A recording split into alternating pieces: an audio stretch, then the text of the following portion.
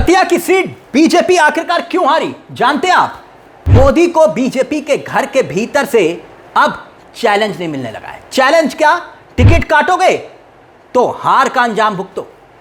अमित शाह के खास आदमी नरोत्तम मिश्रा, नितिन नवीन ने टिकट काट दिया और अब सवाल उठ रहे हैं कि क्या उन्हीं नरोत्तम मिश्रा के खिलाफ कार्रवाई होने जा रही है।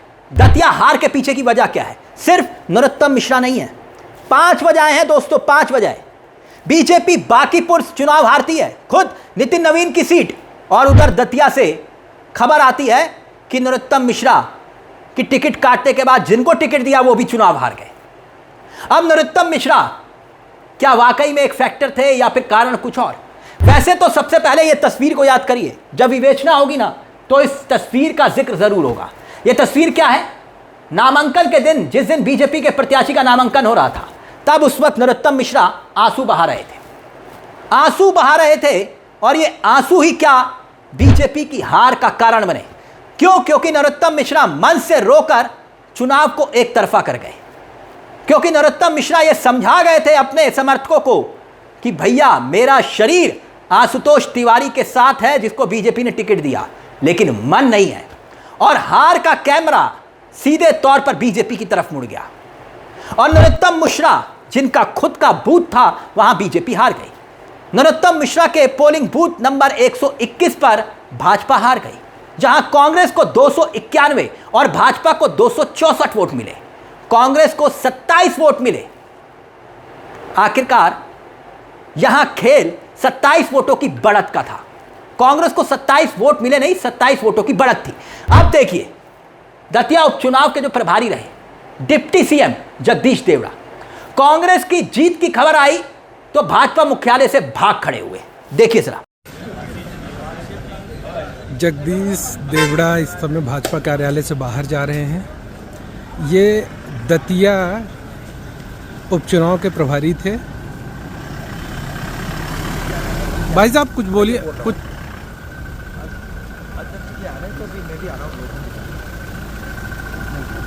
भाई साहब एक छोटी सी फिर अलग से क्या कहेंगे सर इलेक्शन को लेकर? आप मीडिया से बातचीत नहीं कर रहे हैं।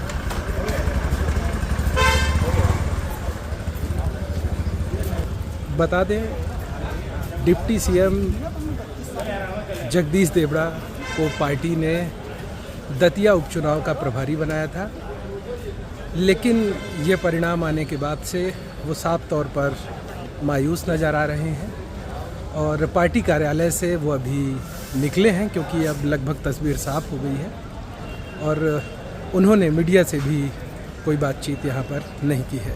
नमस्कार। अब वो 5 वजहें कौन सी, उन 5 वजहों पर हम आए, लेकिन सबसे बड़ी वजह ये तो साफ है कि भीतरघात हुआ और भीतरघात को लेकर अब बीजेपी के घर से आवाज उठ रही है। इमरती देवी को सुनिएगा, ये कह रही हैं कि जिन्होंने भीतरघात किया उनसे बचकर रहना चाहिए। किसकी तरफ इशारा कर रही है और क्यों कर रही है? क्या यह इशारा नरोत्तम मिश्रा की तरफ था? सुनिए जरा। जो हमारी दतिया में उपचुनाव हो रहा था उसमें हमारे मध्य प्रदेश के सम्मानीय मोहन यादव जी मुख्यमंत्री, जिनने बहुत मेहनत करी है दतिया में, और हमारे प्रदेश के अध्यक्ष सम्मानीय खंडेलवाल जी, उनने भी बहुत मेहनत करी है।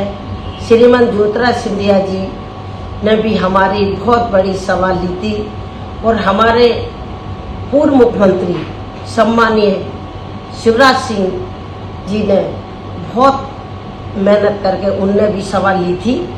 तो चुनाव तो बहुत अच्छी तरीके से जीत रहे थे, लेकिन हमारे कुछ लोगों ने भीतरघात करके और पार्टी को चुनाव हराया है। ऐसे लोगों से बहुत हमारी पार्टी को बच के रहना चाहिए। ठीक। बात सिर्फ इन मैडम की नहीं है। हेमंत खेड़वाल प्रदेश अध्यक्ष हैं बीजेपी के, और जानते हैं वो क्या कह रहे हैं? कह रहे हैं कि बीजेपी की पहचान अनुशासन है और अगर कोई भी बड़ा संगठन से बड़ा अनुशासन में रहकर काम नहीं कर रहा होगा तो उसके खिलाफ एक्शन होगा। तो क्या नरोत्तम मिश्रा के खिलाफ एक्शन की बात की जा रही है या धमकी दी जा रही है, चेतावनी दी जा रही है? क्या कारण बताओ, नोटिस तक जारी हो सकता है नरोत्तम मिश्रा को? यह संकेत क्या है? बयान सुनिए जरा और फिर उसके बाद 5 कारण कौन से हैं उस पर भी आएंगे, फैक्टर कौन से हैं, सुनिए जरा। दतिया उपचुनाव में मतदाताओं ने जो जनादेश दिया, विनम्रता के साथ भारतीय जनता पार्टी उस जनादेश को स्वीकारती है। हम परिणामों की समीक्षा करेंगे और समीक्षा का जो भी निष्कर्ष आएगा उस अनुसार पार्टी अपनी आगामी रणनीति तय करेगी। निश्चित तौर पे भारतीय जनता पार्टी के लिए अनुशासन सर्वोपरि है और कोई भी कार्यकर्ता चाहे किसी पद पे हो उसको अनुशासन में ही रह के भारतीय जनता पार्टी का काम करना चाहिए, ऐसी पार्टी अपेक्षा करती है। और इसलिए अनुशासन को बनाए रखने के लिए अगर कोई दोषी होगा तो निश्चित तौर पर उस पर कार्रवाई की जाएगी। अब 2023 के चुनाव को याद करिए, बीजेपी यहां से चुनाव हार गई थी। क्यों हारी थी? तब उस वक्त कहा गया था कि इन्हीं नरोत्तम मिश्रा के खिलाफ बीजेपी के घर के भीतर ही भीतरघात हुआ। अब कैरेक्टर बदल गया, नरोत्तम मिश्रा के ऊपर कहा जा रहा है कि इन्होंने ही भीतरघात किया, आरोप लग रहे हैं। कांग्रेस के प्रत्याशी जो जीते थे उन पर धोखाधड़ी के आरोप लगे और उसके बाद अयोग्य साबित हुए, यानी कि नेगेटिव फैक्टर था कांग्रेस के खिलाफ, उसके बावजूद कांग्रेस जीत गई। भाजपा ने जिनको टिकट दिया और जिनका टिकट काटा, क्या मसला सिर्फ यही था? और या फिर ये वो बयान जिसमें नरोत्तम मिश्रा कह रहे थे मैं समुद्र हूं लौट कर आऊंगा, ये चैलेंज सीधे तौर पर नितिन नवीन और मोहन यादव को था, या उस बीजेपी आला कमान को जिसने नरोत्तम मिश्रा का टिकट काट दिया था? याद करिए वो बयान, समुद्र हूं लौट कर आऊंगा, सुनिए। प्राण झोंक देगा आशुतोष भैया के लिए, प्राण झोंक दिए जाएंगे आशुतोष भैया के लिए। ये भ्रम और मुगालते में कोई नहीं रहे कि कोई कार्यकर्ता घर बैठेगा। 16 तारीख से स्वयं यहीं पे डेरा जमाएंगे सारे कार्यकर्ताओं के साथ में। मेरे दतिया के माल को एक एक दरवाजे पर अपना शीश नवाऊंगा, एक एक गांव के अंदर जाऊंगा और आशुतोष को जिताऊंगा। धन्यवाद।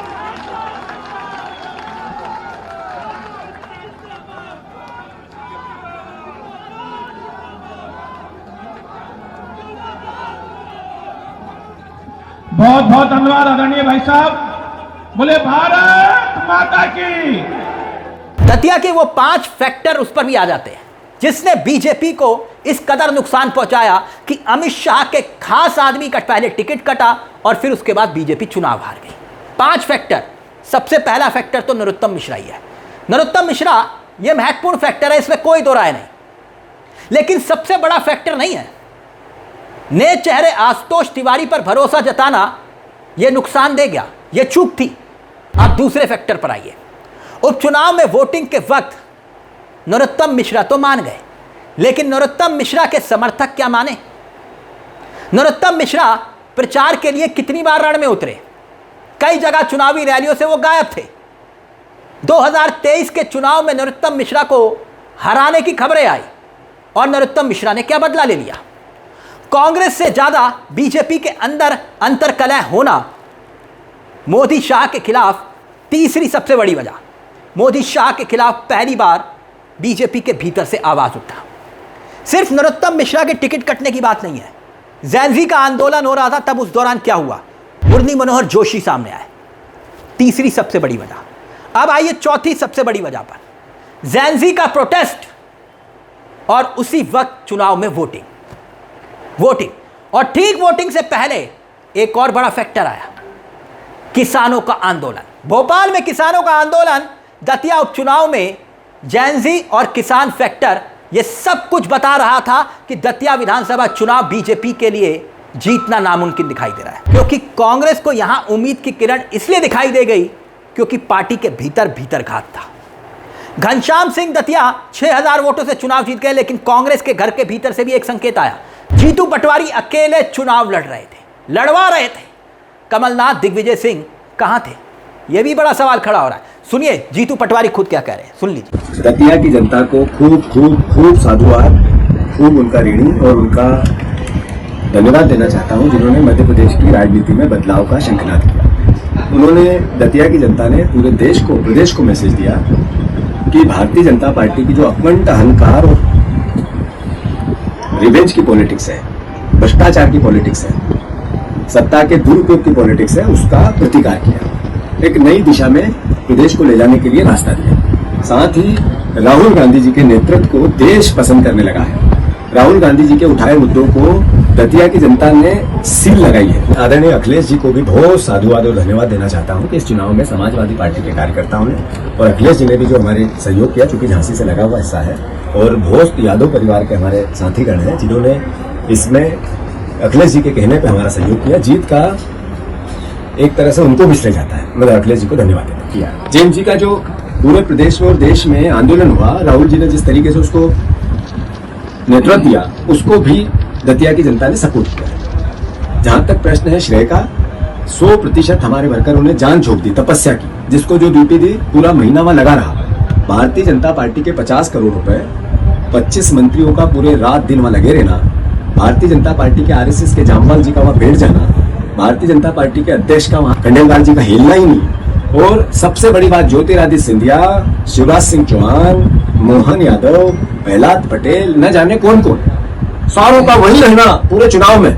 उसके बाद दतिया की जनता का कांग्रेस के वर्करों के प्रयास के साथ इतना बड़ा बदलाव करना मध्य प्रदेश के इस सरकार के चेहरे को बेनकाब करता है। मैं धन्यवाद देना चाहता हूं आदरणीय दिग्विजय सिंह जी को, आदरणीय सीएलपी के हमारे नेता उमंग सिंगार जी को, आदरणीय कमलेश्वर पटेल जी को, सचिन यादव जी को, आदरणीय जयवर्धन सिंह जी को, सिद्धार्थ कुशवाहा, एक बहुत मेरे साथी ने, बहुत कार्यकर्ता लगे, मैं सबका नाम नहीं ले सकता हूं, पर जिस तरीके से जिसको जो ड्यूटी दी, नीतू सिकरवार, पंकज उपाध्याय, दिनेश गुजर, बैजनाथ कुशवाहा और भी परिवार के लोग, हमारे फूल सिंह बरैया जी, बहुत लोगों ने जिस तरीके से जान झोंकी, मैं उनका सबका साधुवाद करता हूँ और श्रेय उन्हीं का है। मैं मानता हूँ ये बदलाव देश में भी हो रहा है और ये बदलाव प्रदेश में भी हो रहा है। सर, राजेंद्र भारती परिणाम से पहले जिस तरीके से पार्टी से कहीं ना कहीं दिए गए, ये हम सबको महसूस करना चाहिए कि नई कांग्रेस है, और नई कांग्रेस में जिसने पार्टी के लिए, देश के लिए, जनता के लिए कुछ कर गुजरने की जिसकी क्षमता है, उसके साथ दृढ़ता से खड़े रहेंगे। और जो पार्टी को किसी भी प्रकार से, जब हम भारतीय जनता पार्टी से लड़ रहे हैं और तब